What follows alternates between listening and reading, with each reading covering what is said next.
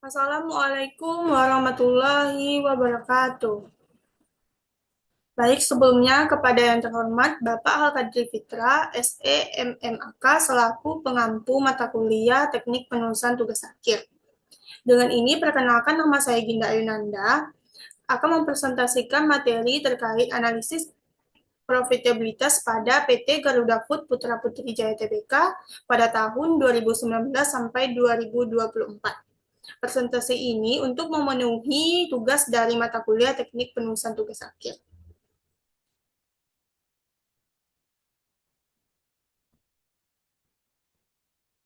Analisis ini dilatar belakangi oleh PT Garuda Induk Putra Putri Jaya Tbk atau GUT, merupakan perusahaan industri makanan dan minuman yang beroperasi di pasar yang sangat kompetitif. Untuk mempertahankan posisinya, perusahaan perlu menjaga profitabilitas sebagai indikator kemampuan menghasilkan laba dan kinerja keuangan. Analisis profitabilitas penting bagi manajemen dan investor karena menunjukkan efektivitas strategi perusahaan serta prospek usaha. Melalui laporan keuangan dan rasio seperti GPM, NPM, ROA, dan ROE dapat diketahui kemampuan GUT dalam menghadapi perubahan harga bahan baku dan persaingan pasar. Sebagai perusahaan yang terdaftar di BEI, profitabilitas berpengaruh terhadap minat investor dan keberlanjutan perusahaan. Oleh karena itu, analisis profitabilitas GUT relevan dilakukan untuk menilai kinerja dan prospeknya di masa depan.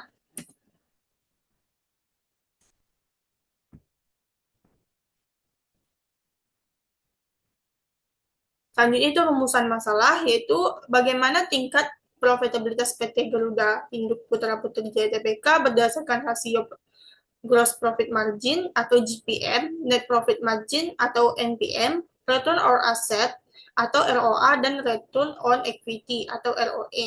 Selanjutnya itu bagaimana perkembangan profitabilitas PT Garuda Induk Putri Putra Jaya Tbk dari tahun ke tahun. Selanjutnya, melihat faktor apa saja yang dapat mempengaruhi perubahan profitabilitas perusahaan selama periode penelitian. Tujuan dari penelitian ini yang pertama itu untuk menganalisis tingkat profitabilitas PT Garuda Induk Putra Putri Jaya Tbk berdasarkan rasio GPM, NPM, ROA, dan ROE. Selanjutnya, untuk mengetahui perkembangan profitabilitas perusahaan dari satu periode ke periode berikutnya. Yang terakhir itu untuk mengidentifikasi faktor-faktor yang dapat mempengaruhi perubahan profitabilitas pada PT GUT. Manfaat penelitian di sini dibagi ada 4. Yang pertama itu bagi peneliti, sebagai sarana pembelajaran dalam memahami dan menerapkan analisis profitabilitas berdasarkan laporan keuangan perusahaan. Bagi perusahaan, hasil penelitian ini dapat digunakan sebagai bahan evaluasi bagi manajemen PT GUT dalam meningkatkan efisiensi, mengendalikan biaya, dan memperbaiki strategi operasional perusahaan. Selanjutnya, bagi investor dan pemegang saham, penelitian ini memberikan informasi penting terkait prospek keuangan dan tingkat pengembalian investasi pada PT GUT. Yang terakhir yaitu bagi akademisi dan mahasiswa. Penelitian ini dapat menjadi referensi atau bahan kajian dalam mata kuliah akuntansi keuangan, analisis laporan keuangan, dan manajemen keuangan. Selanjutnya itu tinjauan pustaka. Tinjauan pustaka yaitu pertama itu pengertian laporan keuangan. Laporan keuangan merupakan sumber informasi utama yang menggambarkan kondisi keuangan, hasil usaha, serta arus kas suatu perusahaan dalam periode tertentu. Di sini menurut Kieso, Weijen, dan Warfield tahun 2018, laporan keuangan adalah penyajian terstruktur mengenai posisi keuangan dan kinerja keuangan entitas yang bertujuan untuk memberikan informasi yang berguna bagi sejumlah besar pengguna dalam pengambilan keputusan ekonomi. Informasi tersebut mencakup aset, liabilitas, ekuitas, pendapatan, beban, laba, arus kas, serta informasi tambahan yang dijelaskan dalam catatan atas laporan keuangan. Yang kedua itu pengertian profitabilitas. Profitabilitas merupakan kemampuan perusahaan dalam menghasilkan laba selama periode tertentu. Laba merupakan indikator keberhasilan suatu perusahaan dalam menjalankan kegiatan operasional, serta menjadi ukuran utama dalam menilai apakah perusahaan mampu mempertahankan kelangsungan hidupnya. Di sini menurut Brigham, dan Houston pada tahun 2019, profitabilitas adalah hasil akhir dari kebijakan dan keputusan manajerial yang melibatkan aset, kewajiban, struktur modal, dan efisiensi operasional perusahaan. Selanjutnya, tujuan dan manfaat dari analisis profitabilitas. Yang pertama itu tujuan. Yang pertama, mengukur kemampuan menghasilkan laba. Yang kedua, menilai efisiensi penggunaan aset. Tiga, mengukur kinerja manajemen. Yang keempat, dasar penilaian investor. Dan yang terakhir, menentukan strategi dan arah kebijakan perusahaan. Selanjutnya, manfaat dari analisis profitabilitas. Ya, di sini manfaatnya terbagi atas 4. Yang pertama, manfaat bagi kreditur, yaitu menilai kemampuan bayar utang perusahaan. Yang kedua, manfaat bagi pemerintah, yaitu sebagai dasar perhitungan pajak.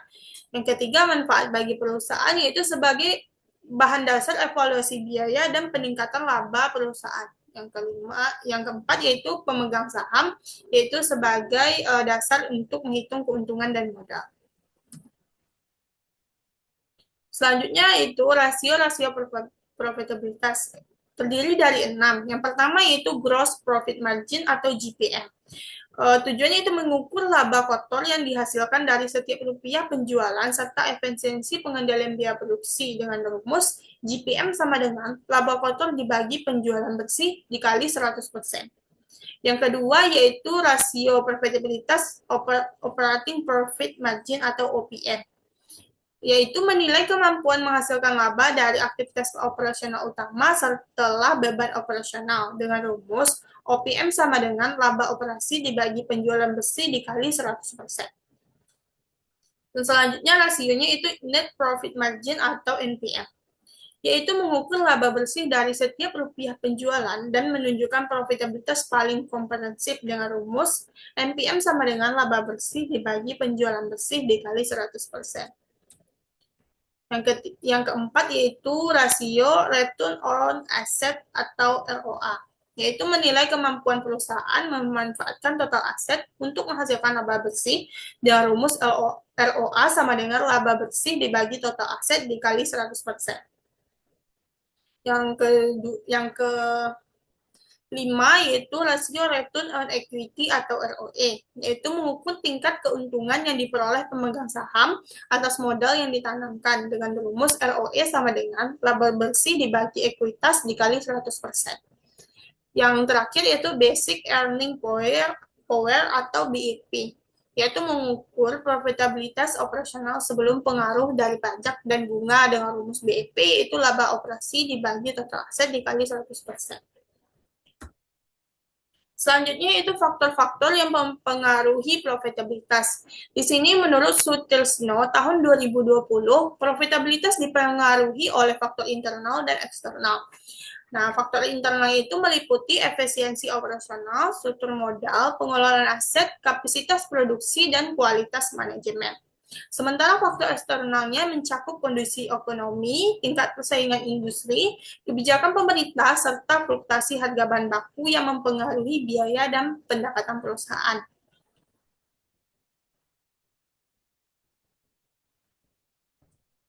Selanjutnya itu gambaran umum perusahaan. Di sini yaitu ada lambang dari PT Garuda Food. Selanjutnya PT Garuda Food Putri Jaya Tbk adalah perusahaan makanan dan minuman yang besar di Indonesia yang memproduksi produk populer seperti Garuda, Geri, Coklatos, dan Leo. Berdiri dari usaha keluarga dan resmi dicatat di BI pada tahun 2018. Good memiliki pabrik di beberapa wilayah dan jaringan distribusi luas hingga luar negeri. Meski menghadapi fluktuasi harga bahan baku dan persaingan FMCG, perusahaan mampu mempertahankan profitabilitas melalui diversifikasi produk dan efisiensi operasional. Profil ini menjadi dasar sebelum menganalisis rasio profitabilitas Good. Selanjutnya dasar analisis profitabilitas. Di sini saya sendiri menggunakan 2 laporan keuangan untuk dasarnya. Yang pertama itu laba rugi dan laporan keuangan laporan posisi keuangan. Di sini terdapat ringkasan dari laporan laba rugi PT Garuda Food Putri Jaya Tbk pada tahun 2019 sampai tahun 2024. Di sini terdapat akun pendapatan, HPP, dan laba kotor dari tahun 2019 sampai 2024.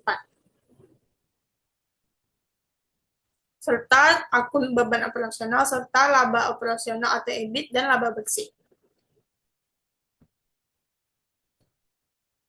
Selanjutnya itu ringkasan laporan posisi keuangan PT Garuda Food Putra Putri Jaya Tbk pada tahun 2019 sampai 2024. Dengan akun yang digunakan pada laporan posisi keuangan yaitu akun aset, ekuitas, dan total liabilitas pada tahun 2019 sampai 2024.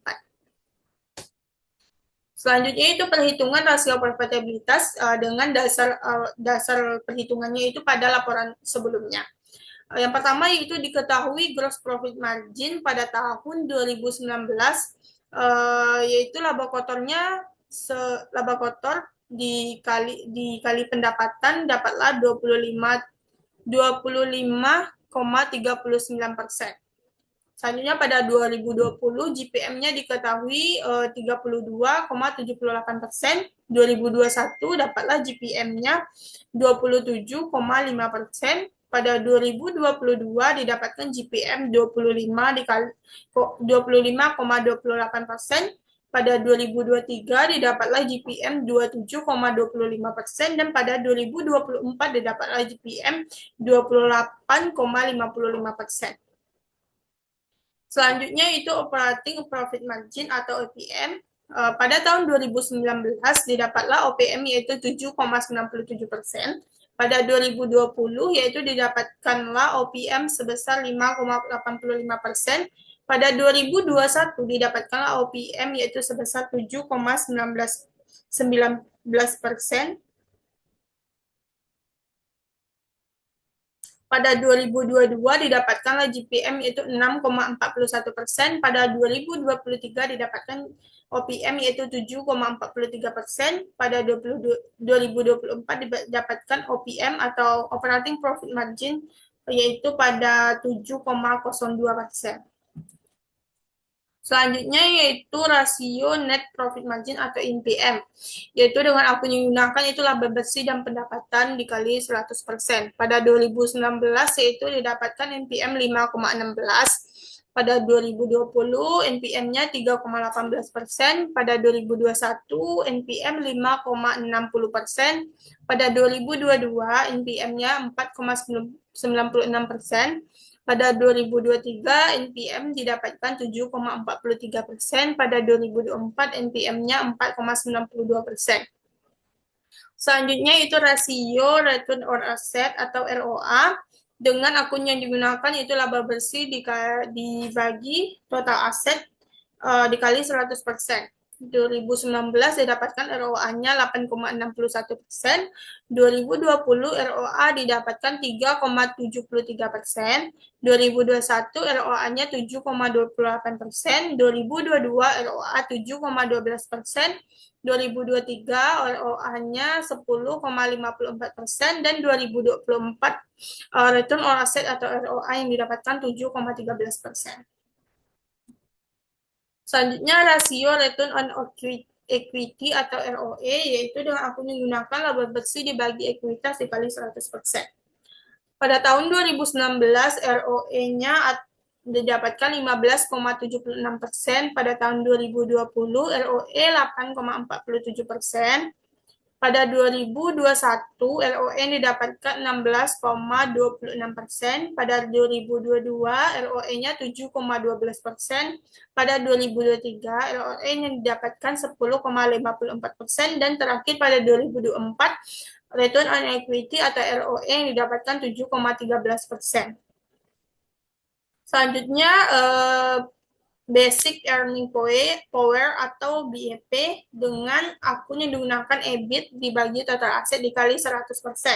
Pada 2019 EBIT perhitungan EBIT yang didapatkan yaitu 13,29%, pada 2020 BEP itu didapatkan 6,87%, pada 2021 BEP 9,35%, pada 2022 BEP-nya 9,20%, pada 2023 BEP 10,54%, dan pada 2024 BEP-nya 10,19%. Selanjutnya hasil dari analisis dan interpretasi hasil perhitungan profitabilitas sebelumnya. Yang pertama yaitu GPM atau Gross Profit Margin. GPM relatif stabil dengan puncak yaitu pada tahun 2020 sebesar 32,78% dan terendahnya itu sekitar 25% pada tahun 2019 dan 2022. Peningkatan kembali pada tahun 2023 dan 2024 menunjukkan efisiensi pengelolaan HPP meskipun terjadi kenaikan harga bahan baku. Selanjutnya itu hasil dari OPM atau Operating Profit Margin. OPM yaitu sempat turun tajam pada tahun 2020 akibat pandemi, namun kembali stabil di 6-7% pada tahun 2021 sampai 2024. Hal ini menunjukkan pengendalian biaya operasional yang efektif dan strategis bagi manajemen yang tepat. Selanjutnya itu net profit margin atau NPM. Hasilnya itu NPM tertinggi pada 2023 yaitu sebesar 7,43%, namun turun menjadi 4,92% pada tahun 2024 karena peningkatan beban dan operasional serta secara umum NPM stabil meski terdampak ekonomi dan fluktuasi ekonomi. Selanjutnya yaitu return on asset atau ROA. ROA tertinggi pada tahun 2023 yaitu sebesar 10,54%. Terjadi penurunan pada tahun 2024 terjadi karena pertumbuhan aset tidak diikuti peningkatan laba yang sebanding akibat ekspansi dan investasi jangka panjang. Selanjutnya yaitu hasil interpretasi dari return on equity atau ROE. ROE tertinggi pada tahun 2019 dan 2021 sekitar 15-16%. Menurun pada 2022 sampai 2024 karena ekuitas meningkat lebih cepat daripada laba, sehingga tingkat pengembalian kepada pemegang saham itu turun. Yang keenam yaitu hasil interpretasi dari analisis Basic Earning Power atau BEP yaitu meningkat dan stabil mencapai puncak di tahun 2023 sebesar 10,54%, menunjukkan efektivitas operasional perusahaan dan kemampuan aset menghasilkan laba operasional.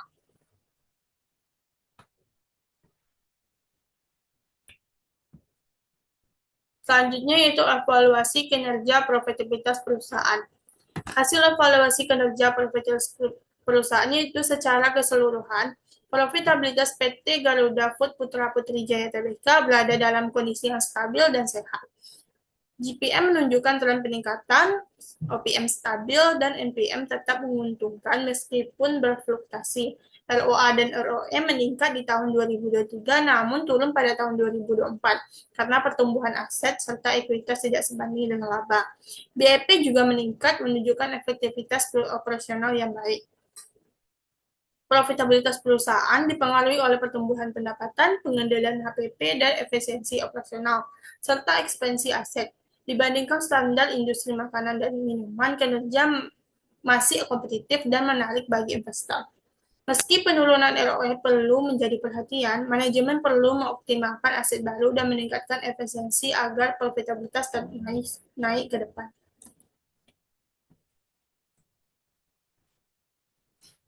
Baik, kesimpulan dari hasil presentasi saya dan hasil analisis saya yaitu profitabilitas PT Garuda Food 2019-2024 pada berada pada kondisi sehat dan stabil.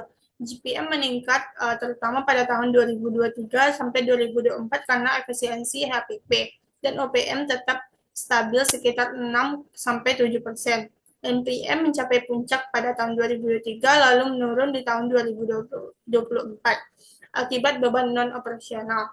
ROA dan ROE juga naik hingga 2023, lalu turun lagi pada tahun 2024 karena pertumbuhan aset dan ekuitas tidak diimbangi dengan peningkatan laba. Secara keseluruhan, profitabilitas masih baik dan kompetitif di industri makanan dan minuman. Selanjutnya itu saran yang pertama ada 3. Yang pertama itu untuk manajemen, yaitu dengan mengoptimalkan pemanfaatan aset, tingkatkan efisiensi biaya operasional, dan lanjutkan pengendalian HPP untuk menjaga margin. Yang kedua untuk investor, yaitu dengan mencermati penurunan ROE pada tahun 2024 dan dijadikan kinerja 2023 sebagai acuan keputusan investasi. Ya, selanjutnya untuk perusahaan yaitu dengan meningkatkan daya saing lewat inovasi dan ekspansi pasar serta perkuat efisiensi operasional agar margin profit meningkat.